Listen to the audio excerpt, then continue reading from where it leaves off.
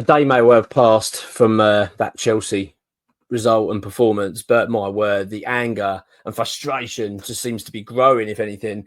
I'm, to be honest with you, I'm still a bit stunned by it. Do you know what I mean? I'm actually really surprised by how bad that was. I really was not expecting anything to that sort of magnitude. In fact, I was expecting the opposite. You've seen it in the preview. I was expecting a far more positive performance. I was expecting similar to what we got against Man City at home. That kind of hunger and drive and determination to try and get a result. I was expecting that in full force against Chelsea, and I was expecting us to go and then get a result, because that would have, I think, would have got that had we have gone in with that sort of manner.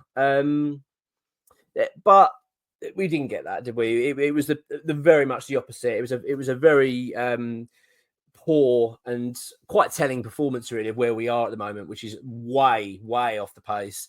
So much so, really, that 5 games in, and are we going to be in a talk for European football this season? I mean, look, you can't say it's off already, 5 games in a 38-game season, but it does feel already like a stretch. Do you know what I mean? Already you're thinking, I don't know, you may feel different, but I'm starting to feel now like, this is looking like we're in for a long season. I hope I'm wrong. I really hope I'm wrong, but it's certainly feeling a little bit like that, because there was just so many things wrong with that game. It wasn't as if we played well and there's a few errors, individual mistakes. With that, sometimes you can feel, okay, we're still trying to find our feet as a team, and that's going to happen occasionally. But that was just a generally all-round bad performance. And of course, it leaves Lopetegui under pressure. Early on, he's going to find out the hard way here that he's not come to a small club. He's not come to a club that are just going to settle. That we want to see better. And this is not just from the board level because of their investment. We're talking about from the fan base. The fans are going to turn on you fast. They want to see progression and something exciting to be excited about and be proud of. And he's going to learn the hard way, Lopetegui.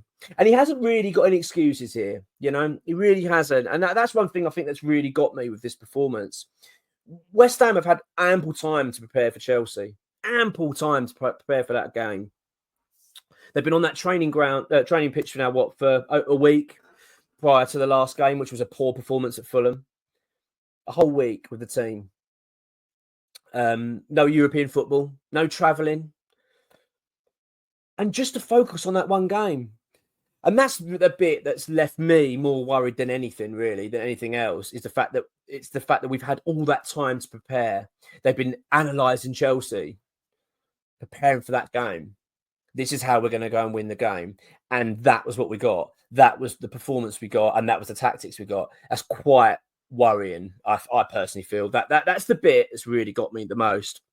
Because to have a system in play where you are saying to Aaron Wan-Bissaka, you bomb forward and you play a more attacking role when we're in possession, which will leave our right back exposed. Don't worry, though, not to worry. What we'll do is we'll have Edson Alvarez deputies as a defender who will come into that position and cover. Alvarez versus Jackson, Alvarez versus Sancho. He's never going to win those battles. We know that's not his game.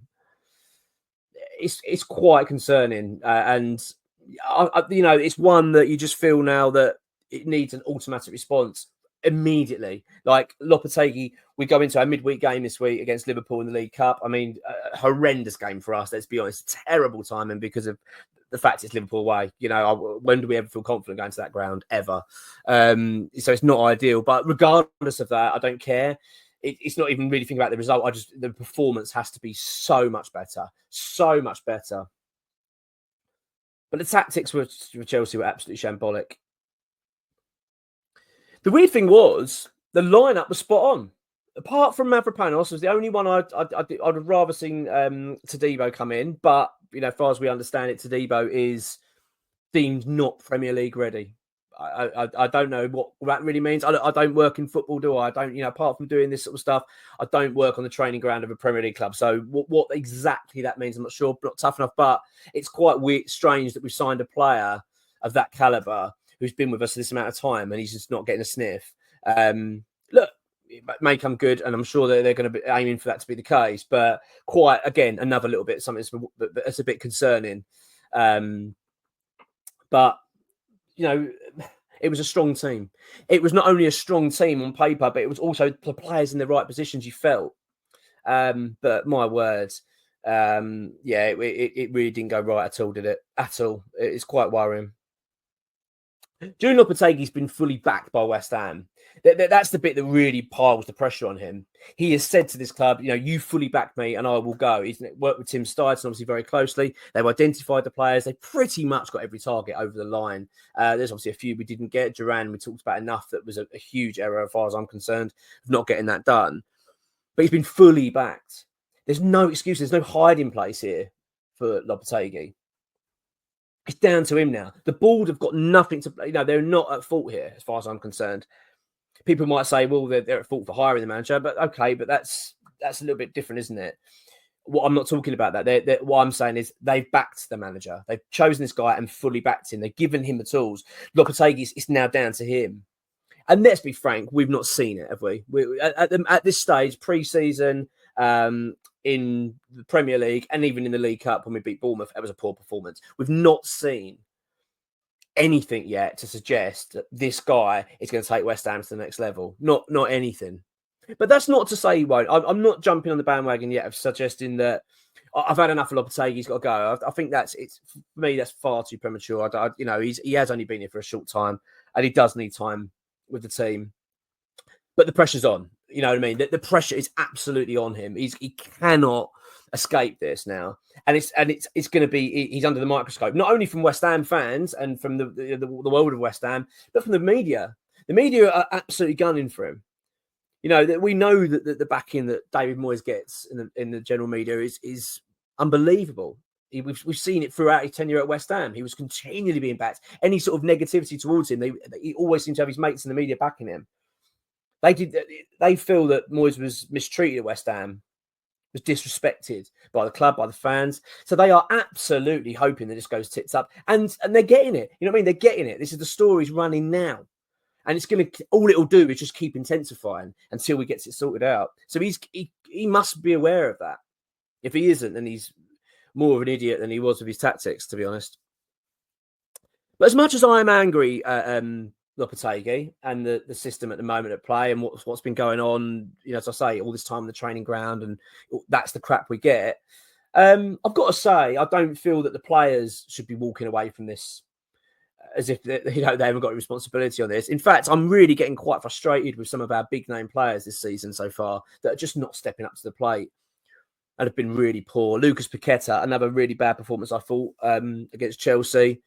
You know, Brazilian superstar can't play a 5-yard pass in the right place. You know, literally giving, how many times he gave the ball away.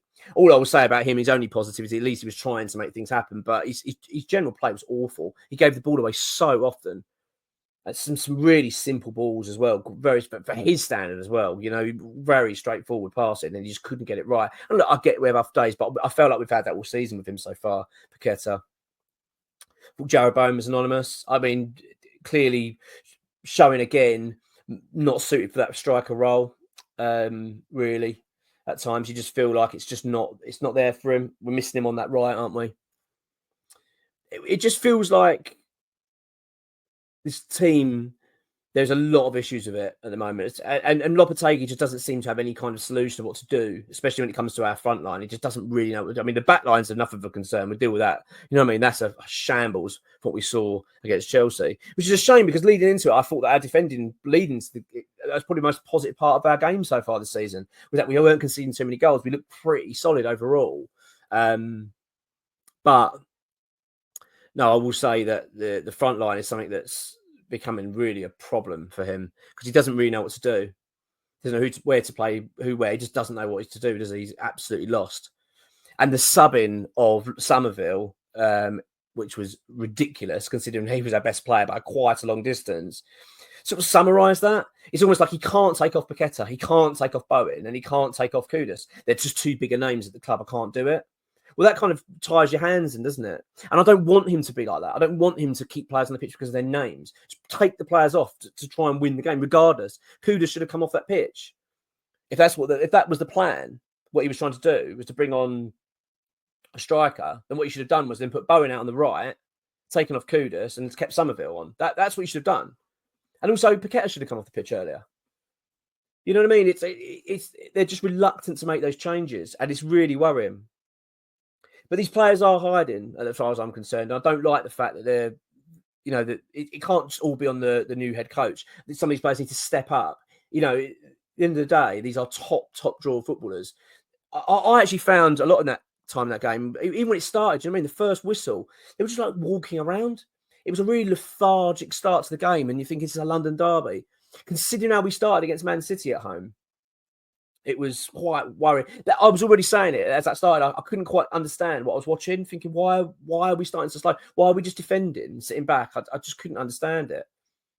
And then, those were the first 2 minutes, and then we get our possession, and then we're just going gung-ho, but throwing everybody forward and leaving ourselves so exposed. And obviously they go and score 4th minute. It was just, it was an absolute calamity. But regarding all of that, though, as I say, with Lopetegui, I don't think, that sack talk needs to be sort of on the cards at the moment. I just think it's too soon for that. But he needs to respond so quickly, like really fast. I mean, we've got to see a big improvement against Liverpool and an even bigger improvement against Brentford, and then finish off before we go into the break with a convincing performance and result against Ipswich.